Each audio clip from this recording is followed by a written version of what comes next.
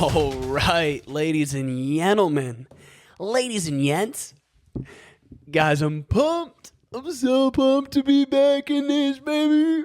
We got the brand new studio in the studio apartment. What? Hey, listen. Yo, I've been rapping damn near next to my kitchen, and I'm not counting everybody. I'm out. Let's get it. And I'm back, and we back. It's our year and we back. 2026. Now I got some 20 on my 20 tits. Yeah, I'm fucking back, baby. And you know how we do it in the streets. Yeah, getting out all but us and meat. Yeah, cooking meats in the kitchen. Yeah, you know we killing it. Yeah, you know we grilling it. What's that? A ham and cheese sandwich? Oh my gosh, and I know it. Hey, you don't know if you got some love, you better show it. Grow it, flowing. Back. Listen, here's the thing, guys. Here's what you need to know. Here's what you need to know. I am so excited to be back, back in a consistent way, because I finally have my home base now. I'm not in Australia anymore. I'm not moving around and traveling around. I'm here with my studio, so I can create consistently, and it's gonna be good. Guys, welcome back to the first Milk the Day podcast from Kansas City, Missouri. Technically, I live next to the border of Kansas and Missouri. Kansas City is split into two. I didn't really think about that until I moved here. But a few blocks away, I can cross over into the state of Kansas. But technically, I live on the Missouri side, Kansas City, Missouri. I got a studio apartment here in Kansas City. It's like $900 a month for a fully renovated, brand new studio apartment. I was paying $1,600 for a shitty studio in Chicago, so that cost of living is something we really appreciate. You guys, I'm really excited to be back, and I just want to dive right into today's episode. I'm going to start off with a quick life update. Why did Andrew move to Kansas City? What's going on? Why did I move here? And what are my biggest takeaways now that I've had time to process the whirlwind of living in Melbourne, Australia for 8 months? Me and my younger sister, Jenna, we lived together in Australia on the other side of the earth for 8 months, and then we move home. I just want to share my biggest takeaways from living and working abroad in Australia for 8 months. What was it like? What are some of the best things about it? What were the worst things about it? What were the biggest challenges about it? And some of just like my genuinely deepest self-reflection. I have spent a lot of time outlining what this is, and I hope that this is interesting or valuable in some way. Some of the ways that I will share with you my biggest takeaways from this experience, I think you will find it interesting. Hopefully, we'll find out. So let's dive right into it. Life update. Why did I move to Kansas City? I've lived in Seattle, Washington for 6 months, West Hollywood and LA for 2 years. Pandemic hits. I was in Chicago for 4 years. Then I go to Australia for almost a year. And now I'm here in Kansas City. Long story short, you guys, number one, I moved to Kansas City because it's close proximity to my family and my friends long term. I'm finally entering my 30s. I'm entering where I want to be a little more long-term minded about where I'm living and wanting to settle down in the Midwest and have roots. So I moved here for a lot of my parents, my family's in St. Louis. They're a 3-hour drive. They're a step away. Frequent visits to St. Louis. A lot of my friends are scattered around the Midwest, here in Kansas City, Chicago. It's centralized. The cost of living is very affordable. Like I said, I'm in a really great neighborhood in West Plaza in Kansas City for $900, fully renovated studio apartment, great location. Absolutely love that cost of living. The friendly Midwest culture that we love so much and that I'll get into later. I appreciate Midwest culture even more after everywhere I've lived in my life. We'll get into that. There's a great fitness scene here. There's a really incredible, uniquely amazing gym here in Kansas City called Woodside. And it's basically like a resort. It has everything you'd ever want and more. Don't even get me started on that. It'll be the whole podcast. I love a good gym. I'm very into fitness. I spend a lot of time at the gym daily. So having a really awesome gym that I live right next to is absolutely fantastic. Kansas City is a very family-oriented city. Just friendly people, a lot of kids and families everywhere. And I just love that wholesome family values vibe of Kansas City that you get here in the Midwest. Great home base location, centralized. Yeah, but yada, yada, yada, yada. We get it, Andrew, we get it. Just a step away from St. Louis, yada, yada, yada. I'm reading my outline on my phone. Here we go. I've learned that I don't need to live in a big, expensive city because I don't really live the big city lifestyle all that much, or I haven't afforded or made enough money to really enjoy living in a really big city. I don't really go out and party or drink that much. I do. I still go out a lot, but I don't drink that often. I've kind of realized like chill hangs at the house or the apartment and going out every once in a while and living an active lifestyle is kind of the thing. So I'm like kind of realized that like, at least at this stage of my life, I'm not making a ton of money with what I'm doing yet. So I'm drawn to a city like Kansas City. Mid-sized city. It's very accessible. You can get around and people are friendly. Whatever. On to the next. That's my life update, guys. That's why I moved to Kansas City. If I wouldn't have moved to Kansas City, I would have moved back to Chicago. Fucking love Chicago. I would have moved back to Chicago, or I would have moved to, this might sound random, Boise, Idaho, for that outdoorsy lifestyle. Don't get me started on Boise. My cousin lives there. It's super accessible, beautiful, stunning city. Those were the two other places I was considering moving, and you never know. Okay, first and foremost, to give some context and to preface all of my biggest takeaways, which I'm about to roll into right now. Just to give some context, all of the memories, all of the adventures, the exploring, seeing the world, being in Australia, traveling around Australia, having the privilege and the opportunity to go and have that experience living and working abroad, all the self-growth, the self-discovery, truly, truly incredible. I love Australia as a country.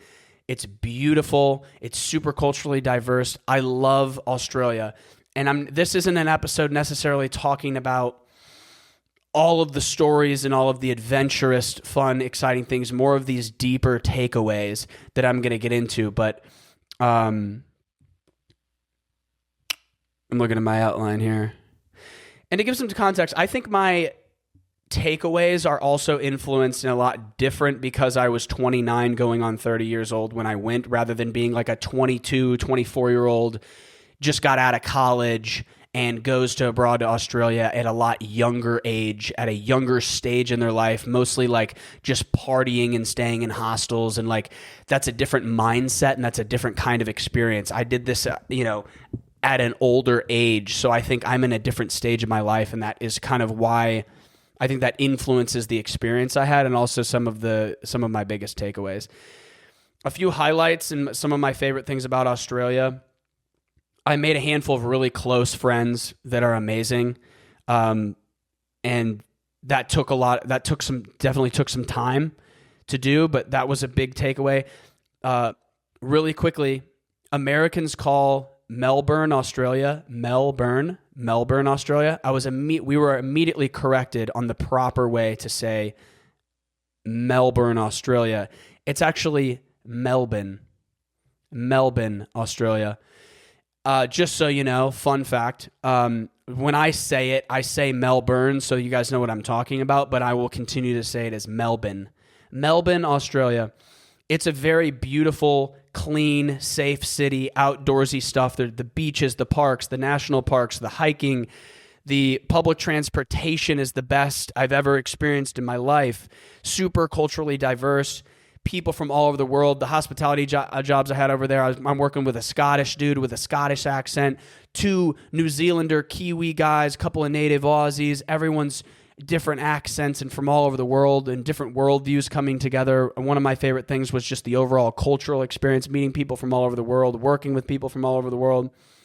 But also, there was a lot of challenges, and I do think the overall an interesting observation I made is that I think the general overall cultural difference is the approachability of people and how much like eye contact people make, like when you're out at bars and like you're out at restaurants, like when you're out in Australia versus in like a Midwest city like Chicago. Like people mingle and like scan the room and like look at the people at the tables behind them and might like say hi or smile or whatever like that. Australia's culture is friendly, but it's different levels of friendly, and the approachability, the eye contact. There are weird, interesting cultural differences that I found interesting, and it is why I still think that I was missing the Midwest culture in a lot of ways. I'll get into that more later. Add to your travel destination travel list, do a trip up the east coast of Australia. Me and my sister did 3 weeks up the east coast, ending in the Great Barrier Reef in Cairns. Absolutely amazing. I did not know how beautiful and how cool the east coast of Australia was until we were living in Australia and we found out how beautiful that part of the country is and how much more there was to the east coast of Australia. And that was definitely a highlight as well. Melbourne, Australia is definitely one of my favorite cities in the world, and it feels like a tropical Australian Chicago vibe, but then like obviously super culturally different and more culturally diverse than Chicago as far as international cities go. Yada, yada, yada. All right. Number 1. Fulfilling work. My desire to pursue fulfilling work was just as strong as, oh my gosh, my outline didn't update. Are you serious? Hold on, guys. Pause. Guys, I'm waiting for my outline to update. Here we go. So sorry. My phone didn't update. Here we go. I'm back. I'm not editing that out. I'm sorry. My desire to pursue fulfilling work that's aligned with my interests and my values and pursue my creative outlets, that being comedy videos and podcasts, was just as strong as my desire to explore the world and adventure. And I realized when I was over there, and I worked like serving jobs the whole time I was there, and I was just working like random hospitality jobs, which was great. Those are fun jobs to have. But at this stage of my life, even when I was over there, I one of the biggest takeaways I had was, even while I was doing it, and I was doing it temporarily to explore, that my underlying desire to pursue and find work and to pursue my creative pursuits and goals, I had to kind of put all that stuff on halt and kind of pause it so that I could just spend time exploring and like doing fun stuff. And I know that sounds like ridiculous. Like, who cares? Just put it all on pause and just explore and like be abroad and like meet people and just do fun stuff. But again, I've been doing a lot of this winding path stuff for most of my 20s, and even right before I moved to Australia, I was really excited to pursue personal training, which is what I'm doing now, and then continue doing this podcasting and comedy stuff. But I actually found that was one of my biggest takeaways, is that I'm so ready to pursue work that I do find fulfilling. I like to work. I want to work. I don't just want to work a random job that is not centered around my interests and my values and my the fulfillment in the work was really important to me. And I want to say that most of my life I haven't prioritized the fulfillment of my day job because I've always had something creative on the side that was the priority of my pursuit. So I've worked a variety of random sales jobs in different industries or hospitality jobs. And I always had something outside of the job, whether it was improv comedy, content creation, milk the day, stand-up comedy. I've experimented with all these creative things. So I didn't really care or prioritize the fulfillment of my day job that much because it wasn't the priority really. But what I've realized, even after being in Australia and working more random hospitality jobs, is that I want to do that just as much as I wanted to explore the world. So that was one of my biggest takeaways. And again, my personal, and it was like, I work 2 jobs here right now. I got hired at a gym. I'm a personal trainer. I have like 4 or 5 clients. I'm building clientele at a gym. So I'm at my day job. I'm working at a gym. I love it as a personal trainer. And then I'm serving at a restaurant, True Food Kitchen here in the plaza. And evenings and weekends. So I'm working 2 jobs right now. I'm working a lot, but I love both my jobs. I love the people I work with. It's going well. Just to update you on, I forgot to say that at the beginning. Like, what am I doing now in Kansas City? I'm trying to build my clientele to make personal training full time, and then I'm going to keep doing this podcast and the stand up comedy stuff. And I think that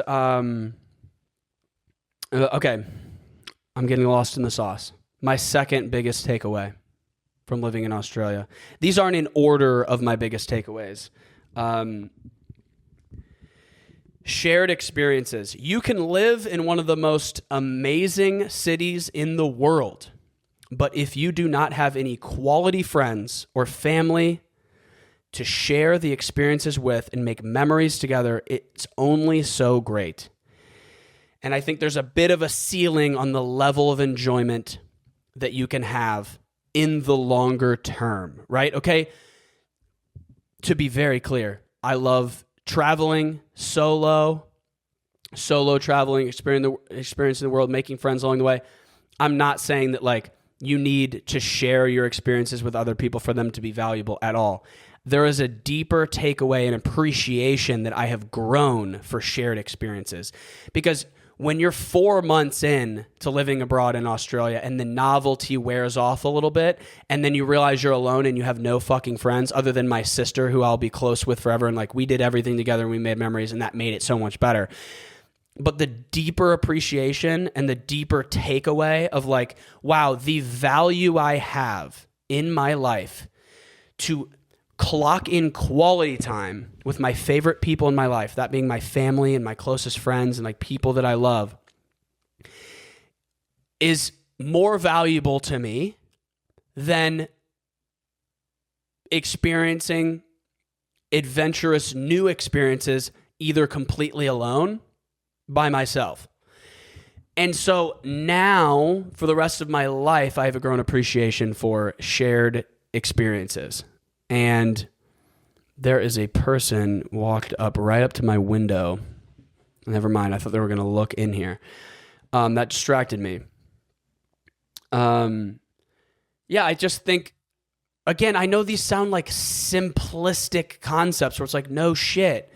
But like, I truly came away from this with a deeper appreciation for that. Okay, number 3, building long-term community.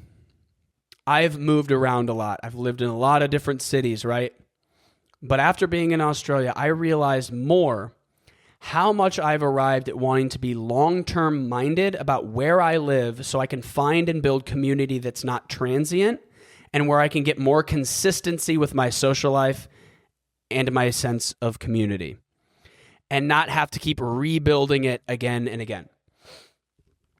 Now that I know myself better, now that I am getting older and wanting to settle down and develop roots or whatever, being without community and being on the other side of the world is really tough at times, right? Like, it gets lonely and isolating, and it's hard to make like-minded friends. It's hard to make friends in your 30s. It's hard to make friends anywhere, anytime, not just in Australia. It's fucking hard, right? So again, that's one of my big takeaways is building long-term community and wanting to pick a destination and a place with where I move next when I come back is I want to be more long-term minded about it. Cool. Number 4, building towards long-term goals to position myself for building a family life. I want to start getting myself in a position where I can, start thinking about having a family and being able to afford a family. Again, the cost of living of Chicago, getting a house here versus in Chicago, things like that. For someone who's like me, where I'm still figuring out and building my career and finding my way.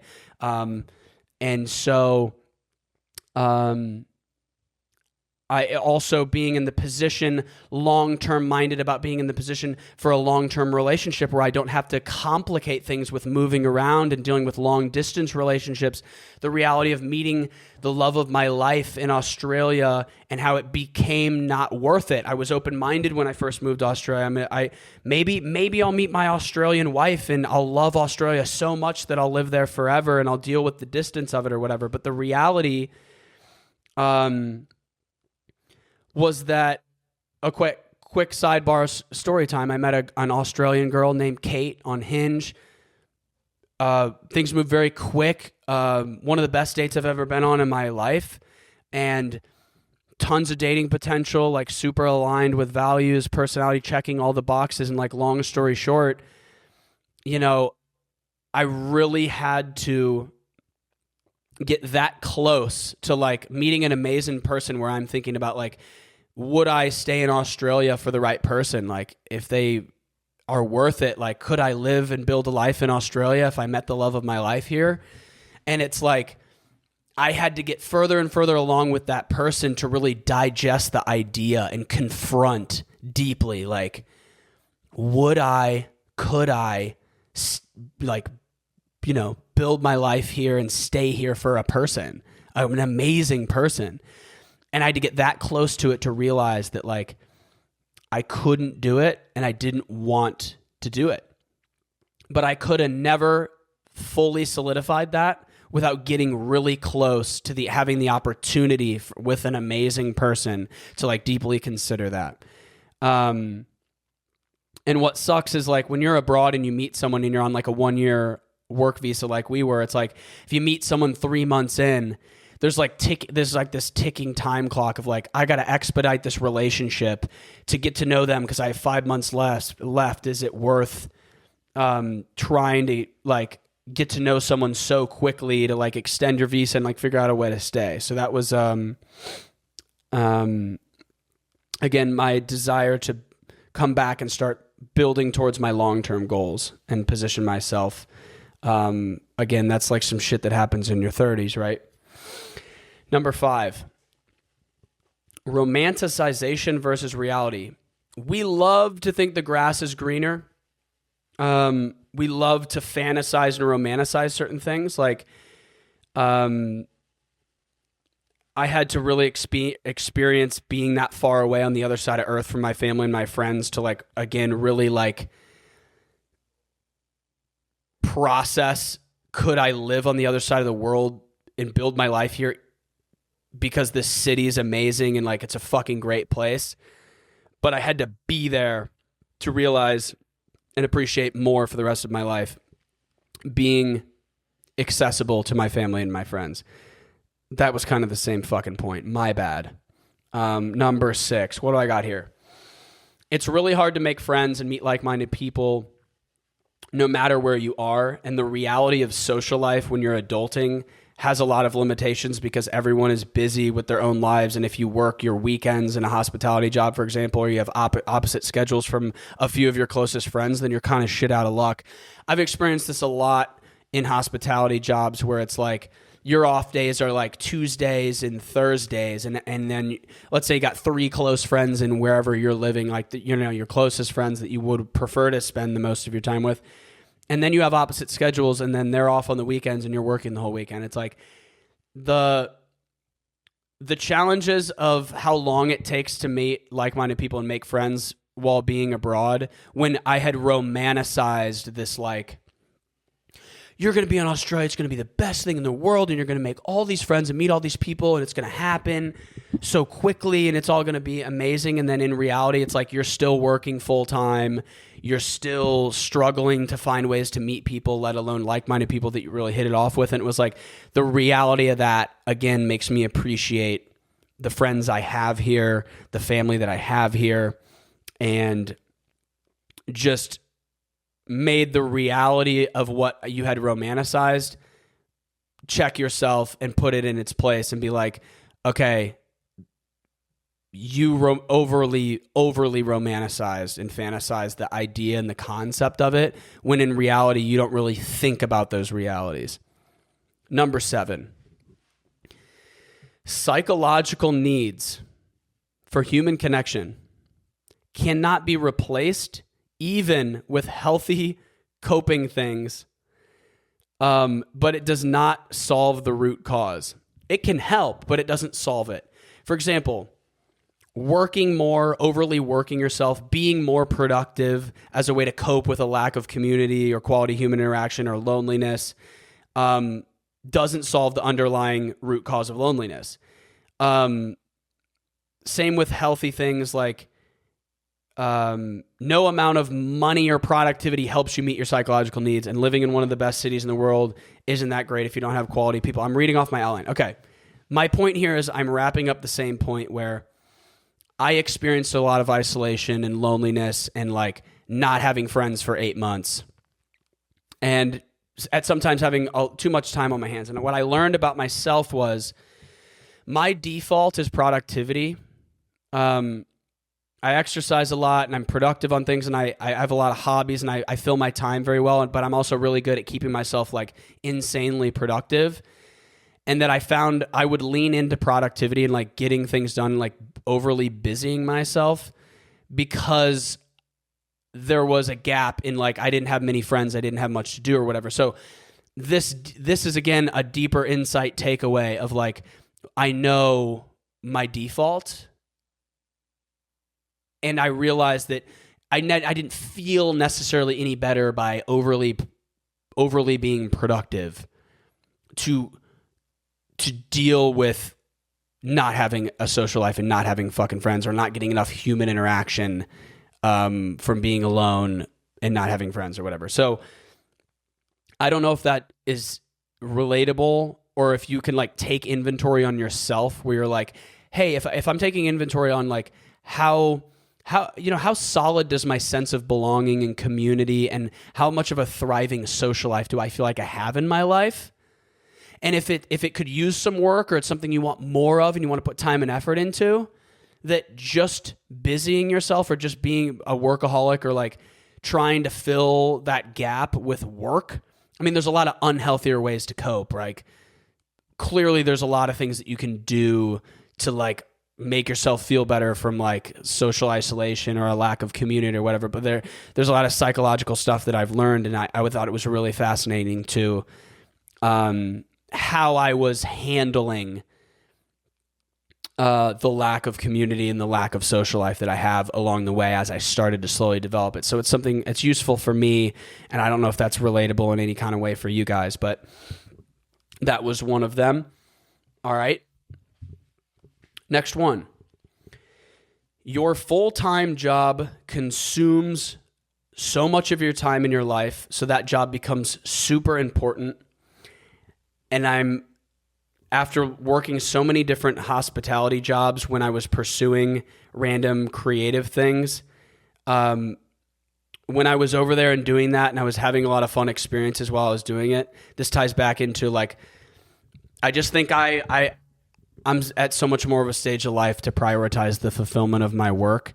And that like, there were times where I would question like working so much at a restaurant, if I'm like, is this worth doing this job that I don't really want to do, but it's just so that I can be here or whatever. There was times where I really questioned that, and it made me realize how badly I really wanted to seek out fulfilling work and my fulfilling creative pursuits that I wanted to do that were all on halt. Sorry, I'm being fucking redundant. I already covered the romanticization versus, and I told you the story where I met an incredible Australian girl and how I realized that it was a deal breaker for me to build a life over there. I realized my dating criteria over there became, can I meet somebody who is open and willing to move to the US? Because after a while of being there, I was like, yeah, I definitely don't want to live here the rest of my life. And I thought I might want to. And even for the love of my life, or like meeting an amazing person, I wasn't willing to do that. But it was so nice to fulfill that fantasy and get close enough to it where I could like really decide and figure out if it was something I was willing to do firsthand. So that was truly incredible. Okay, number 10. I also over-romanticized and put Australian culture on a pedestal that wasn't just not fair to Australian culture, but any culture in the world.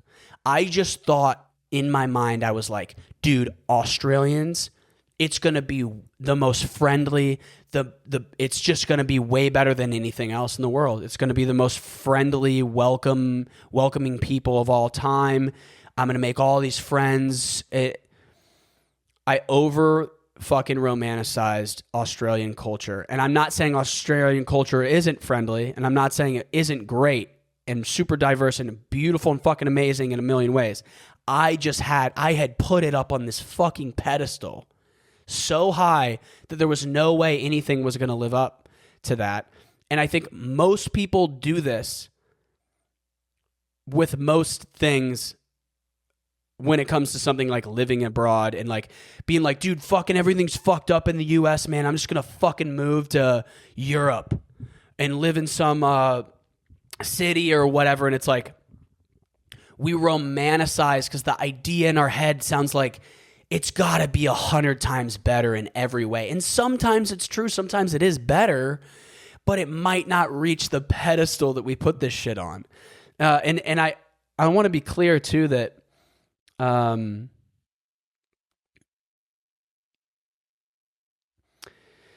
I've lived in a lot of major cities, and so I can compare cultures and cultural experiences, at least in my own walk of life. And I truly have realized after living on the West Coast, Chicago, LA, Australia, that there is something uniquely special about Midwest culture in the level of approachability and general friendliness of people in group settings, at bars, out and about, whatever, that is just like truly has to be one of the most like uniquely like welcoming, friendliest things. And I know there has to be some level of bias because I grew up in St. Louis and I'm a Midwesterner.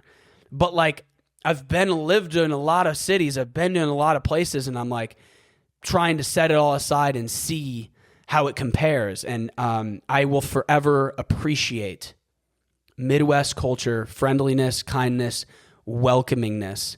And I will continue to turn up the volume on that as how I want to be as a person when I've been in places where I wasn't getting that level of friendliness.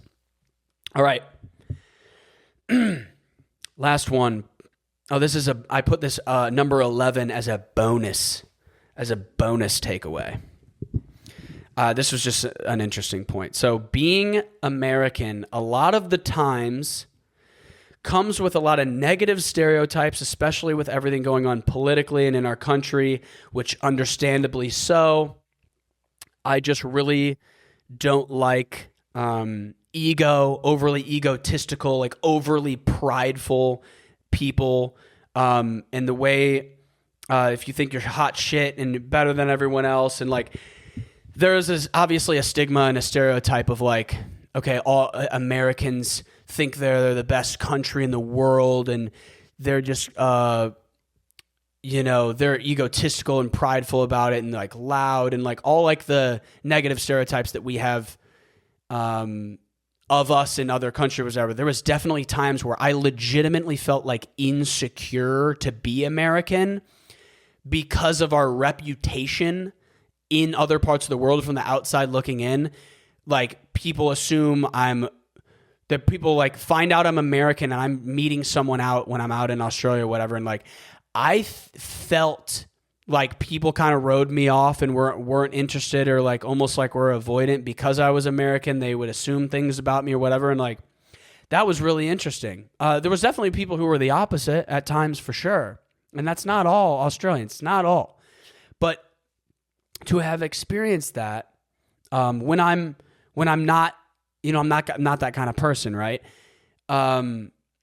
Was really fucking interesting and unfortunate at times. But yeah, I think like the classic like frat bro Chad guy who like studies abroad in college in Australia, who like is super loud and prideful and egotistical and like rude as fuck and like blacks out at a bar and is just like a piece of shit.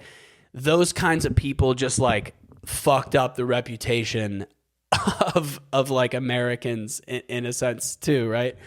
And I mean, this ties into so many other things, but I won't even fucking go down that rabbit hole. But especially with all the Trump shit and all the political stuff and this mass shootings in our country, like the reputation of Americans and America when I was over there, I mean, I'd be in an Uber for 2 seconds and it's like, so what do you think about, or I got to do Australian. That's not Australian. So I'd be like, well, no, it's British. I was going to try. I can't do an Aussie. Why can I not sink into an Aussie accent right now? I'd be in an Uber for 2 seconds and they would be like, oh, like, what do you think of this Trump shit? Or what do you think of that? What do you think this, that, and the other? And then there was other people where it was like, once they found out I was American, it was like, they were not really interested in talking to me anymore. That's okay. But interesting. All right, guys. Thank you very much if you made it this far, if you listened to this. Hopefully you found this interesting or valuable or entertaining in some sort of way. I only felt right to do my first episode back as why I moved to Kansas City and to kind of recap some of my biggest takeaways from being in Australia. And I wanted to share those with you because I never would have guessed some of these things that, some of these self-discoveries from the overall experience. And really quickly, the reason me and my sister moved home after 8 months instead of doing a full year, it was a 1-year working holiday visa, was because, long story short, they do a casual employment over there. Here we have part-time and full-time jobs. They do something called casual employment, and it happens within the hospitality industry. Long story short, it's like overly saturated and super competitive to find hospitality jobs because there's so many fucking people working and living abroad there from like all over the world. That was one reason. There was a lot of reasons why it was like competitive and saturated to like find a hospitality job. But we literally couldn't find consistent working hours. Took me, I think, about a month. 4 hours a day, print off resumes, went into every retail store, every restaurant, every bar, looking for serving jobs, working as a cashier at a whatever. No one was hiring. No one was fucking hiring. It was impossible for me and my sister to find hospitality jobs. It took us a month of going into like 30 to 80 places a day for a month. I got 2 jobs in Chicago in the same weekend. We did not anticipate that. So we were spending a lot more of our savings because it took us a lot longer than we anticipated to find hospitality jobs. It was super competitive. And once we landed one hospitality job, we only got 20 hours a week. Roughly, they only give you like part-time hours. So you have to find 2 hospitality jobs to equal full-time hours. And it took us a month to find one. So we were just like, let's just do more in a shorter amount of time. Work less, do more in shorter time, then move home sooner. Because we just could not afford. And we were not making enough from an employment standpoint and an income standpoint to continue living there. Which is wild, right? We did not expect that before we moved there either. All right, guys. Well, I love you all. Thank you for listening. And go out there and milk the day. Spread some positivity. Every little interaction throughout the day matters, especially in these times. So, yeah, go out and milk the day. Peace and love, and I'll see you soon. Later.